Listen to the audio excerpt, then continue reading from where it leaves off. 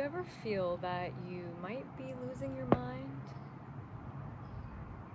Things change so much, and we're just expected to adapt and accept it all, which I believe in. Anybody who knows me knows that I work on acceptance more than anything. I value it. I think it's really important. It's a value that I have for myself, to be able to accept everything for my own health. Even if I don't like it or don't want it, I can make that change after the acceptance piece, because before that I used to just resist a bunch, and that doesn't get you anywhere.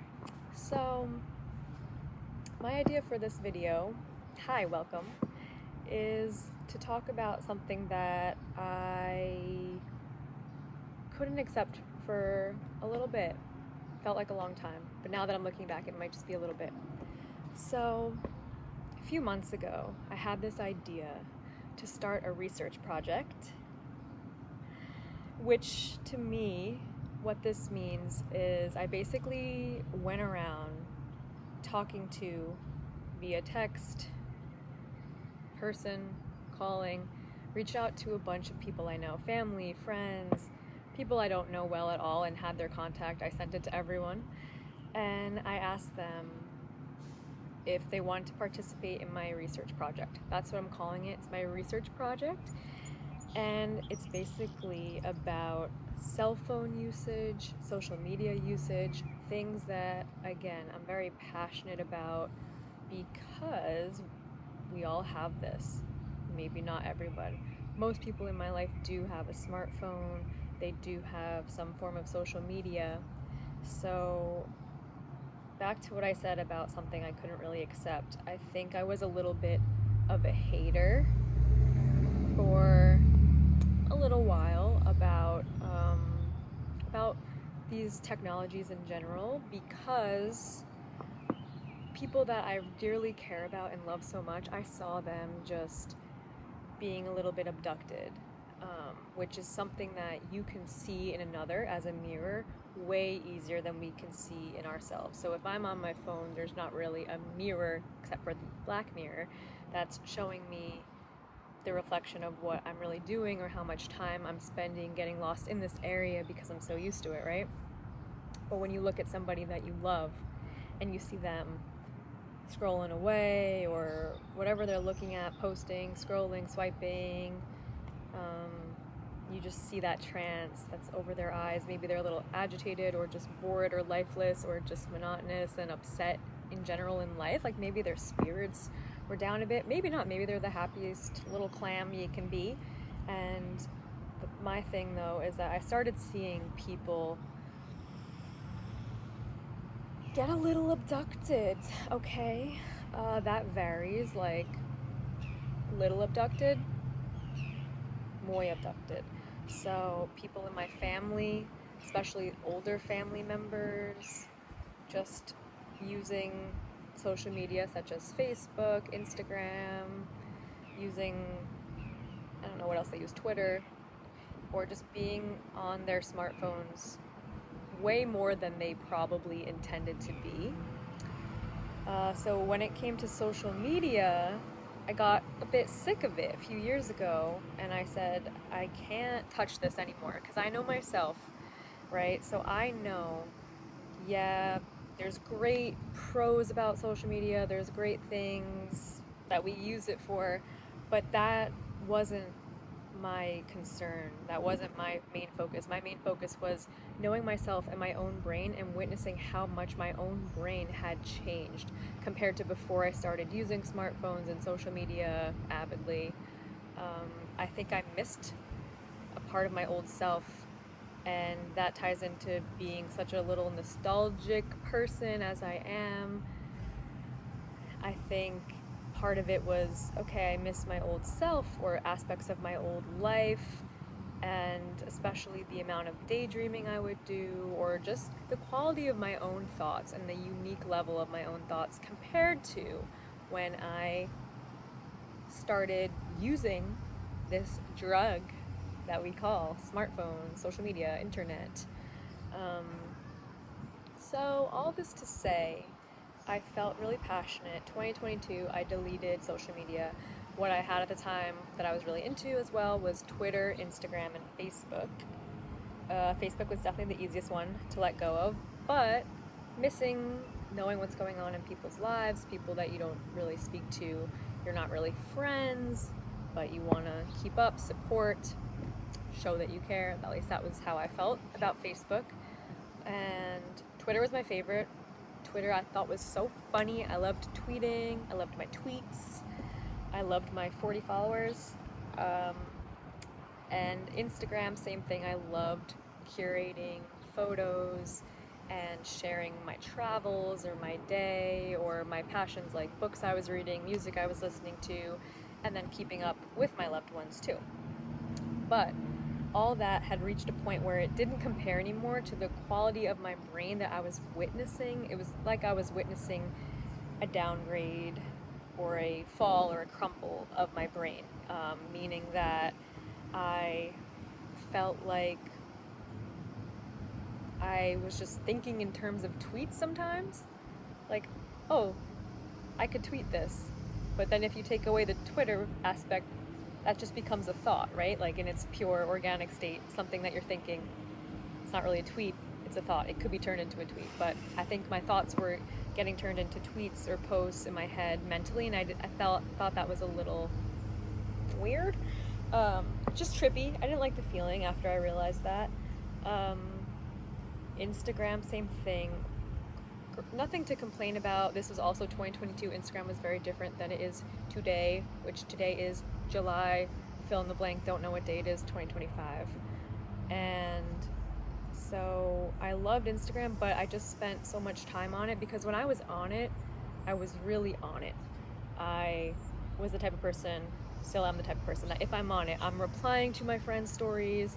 This was before like you like a story, you would say, I like this, instead of heart, like you would say, oh my god, beautiful, so cool, where is this, love you, all these things.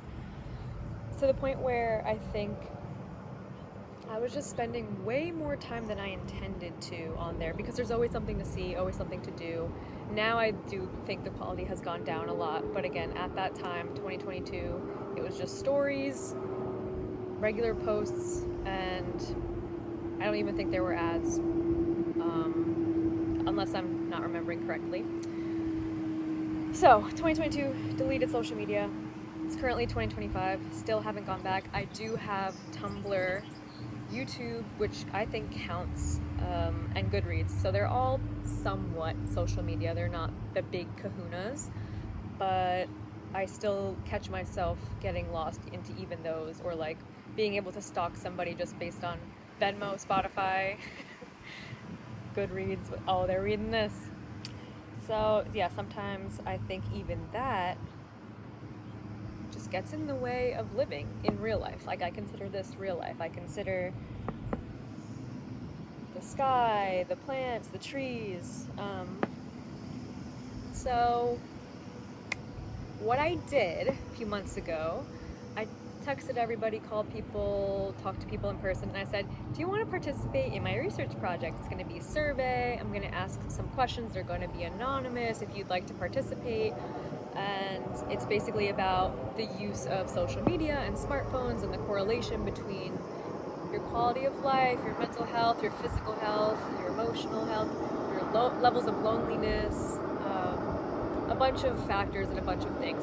Just kind of putting it all out there. And I think one night my brain just had these epiphanies and these revelations where I made a bunch of questions up and I divided it into 3 rounds. The first round was quite easy. It was just yes or no questions pretty much, and there were only 9 of them, so they were pretty simple for people to answer. A lot of people engaged with round 1, but then rounds 2 and 3, I think they were maybe 30 or 40 questions each. They were a lot of questions, and these questions were meant not for just a quick answer, word vomit answer, but rather just pondering. Like, for example, thinking back to the time before social media or smartphones, like what did you find yourself doing? What did you spend time thinking about? And for a lot of us, we were children or young adults, and so that's a huge factor of change. It's not only about the phone, but it's about we were at different stages of life. Maybe that was before the responsibilities of having a job or other stress factors or who's no longer in your life. But again, it's really trippy to think about that. For example, some of us that use our phones first thing in the morning, thinking back to before that was an option. What did you used to do when you woke up? Maybe you stretched or literally anything. Same thing with before bed. If you use your phone before bed now, it's like, well, what did you used to do to fall asleep? Did you stare at the ceiling? Did you have a TV? Um, did you always share a room with a sibling or a friend or a partner and you could always chat with them? Like, so many different things to think about. And they get pretty deep too. So, my goal for the research project was simply just to start this conversation and start talking about, hey, listen, we're all in this together. We are the first generation, meaning all age groups who are alive right now. We are the first test subjects of this technology and of this lifestyle and to adapt to these changes. So, not to shame or demonize or poo-poo on any of this wonderful technology that allows us to be connected and allows us inspiration and motivation, but rather to start this conversation of, hey, yeah, I love my phone, I love that it lets me text people, but I'm wishing that I was able to live in a slightly better way or live in a slightly more authentic way, or some people maybe even a more drastic way. So technically it's still ongoing. It's still very much ongoing. This is just the beginning of a very long project, and the technical main goal was to make a long format, giant long video about this, comprising of interviews, comprising of observations, my personal answers to these questions, my personal thoughts, and some of the anonymous answers that people have shared with consent to this project. But now that I was thinking about it today, I haven't made a video before, so I just thought, why not? Let me just make a little warm-up video. That way I can start this conversation, put this all out there, get the ball rolling with that, and now that all 3 rounds are out, some people have completed all 3 rounds, some people have completed just a few, but my next step is going to be conversations. So a huge part of this will just be my observations and my views, but an even bigger part I'm hoping to encompass those of the people around me, such as my friends, family, coworkers. I met a random person in Barnes & Noble and she agreed to be a part of this too. So shout out to everybody who's been so cool and willing to participate. And I've even gotten so many people so far saying that these questions are really making them think about things that they never thought of. Like, oh, I don't even remember how I used to spend my time, or I don't even remember how I used to fall asleep because now I scroll, or I don't know what I would do without Instagram because my business relies on it, my friendships rely on it, that's how I communicate with people, XYZ. So sometimes picturing a life without these technologies that we've grown accustomed to can be scary, it can be just bewildering because it's like, well, I couldn't even picture life without it because I wouldn't even know. So many things would be different, so it's hard to say what would that even look like. And so I want to explore that, and I'm excited. My favorite part of this whole thing so far just has been reading everybody's answers because they're so uniquely them, they're so insightful. There's universal overlappings where people are like, yes, I'm not content with the amount of time I spend on my phone, it is too much, I'd like to go down. I do notice the difference in my mental health when I'm on it too much. I get a little more anxious, more depressed, XYZ. But then there are just viewpoints that I've never even heard of or never even thought, because we're all so unique on this planet. It's such a blessing to be alive on Earth. You can't make it up. You can't make it up that we all just came here at the same time on Earth. We're all on YouTube.com or whatever platform we're on. And I think that's pretty cool. So I think that will be my introduction. This is just the very beginning of many more observations to come. And I'm excited, I'm grateful. And I think I'll leave it at that for now. And I'll be back, so I'll figure out how to upload this to the interwebs and just go from there. Thanks for watching. Love you.